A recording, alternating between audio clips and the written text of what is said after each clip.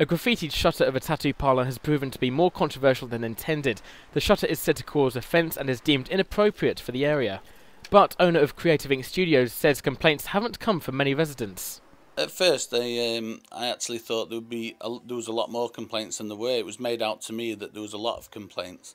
And then when I got down to the bottom of it during the conversation with the Residents Association, they actually told me that there'd only been half a dozen complaints. And since then, I've been told that 5 of those 6 people are actually members of the Hartshill Residents Association committee. The chair of Hartshill Residents Association says they do support local businesses, but they don't support this image.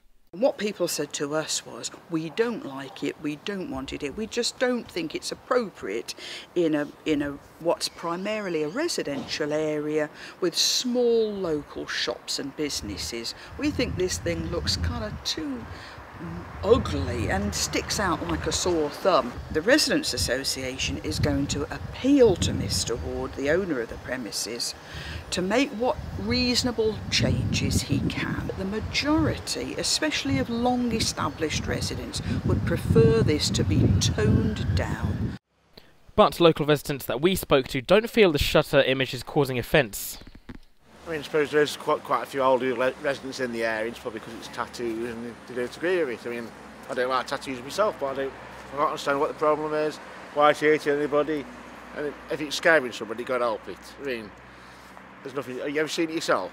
I mean, there's no scary about it, is there at all? I mean, so I can't understand it, to be honest. Well, I think it's probably quite edgy in terms of its style.